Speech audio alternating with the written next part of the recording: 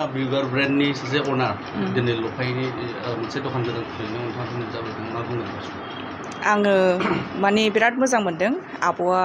गसाइगावआव मेइन बाजारावनो जे मोनसे आउटलेट खुलिदों नांखागौ बुंनो थाङोबा माने आब'आबो बुंखांखाबाय कि गासिबो बयबो कास्टमार्सफ्रा माने न'आवहायनो नागिरनानै थांजोबो दा बाजाराव खुलिबा जाहैबाय इजि जायो ओमफ्राय बेयावनो फैनानै लांफैनो हागोन आरो बेनो बेखौनो बुंनो सानो कि नोंथांमोनहा एसे सापर्ट खालामबानो जाबाय जोंनि मेइन माने जोंनि बड'लेण्डआव जे ब्रेन्डफ्रा जायो बेफोरखौ बांसिन सापर्ट खालाम डुप्लिकेटफोरखौ बांद्राय सापर्ट दा खालाम आं बुंबायानो थाखायो मानो होनबा जों बिराद खस्थ' खालामनानै जोङो मोनसे डिजाइनखौ बानायनो थाखाय बिराद खस्थ' नाङो आरो कालार कम्बिनेशन्स गासिबो माने बिराद क्रिएटिभिटिजों बानायो दा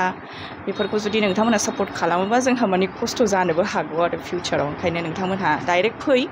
हेल' लेडिसावबो फैनो हागोन आरो आब'मोनहा मोनसे ब्रान्चबो खुलिगासिनो बङाइगावआवबो बे ब्रान्चआबो थाबैनो माने खुलिगासिनो बेयावबो नोंथांमोनहा लांफैनो हागोन आरो नोंथाङा बिबारनि अनार जानानै दा बिबारा माबायदि सोलिदों माबायदि डिजाइन बानायदों दा बिराद मोजां डिजाइन्स फैगासिनो जेखौ आङो माने दुर्गा फुजानि सिगां लन्च खालामगोन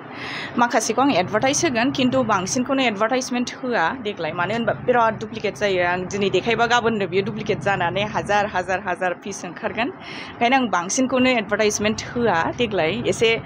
आलदा बानायगोन बिजनेसखौहाय जेब्लायबो माने सोलायनांगौथ' ओंखायनो जेब्ला खाथि दुर्गा फुजानि खाथि टाइम सफैगोन होमबा आं नोंथांमोननो एडभार्टाइजमेन्टखौ होनानै होगोन नोंथांमोनहा फैनानै लांफैबानो जाबाय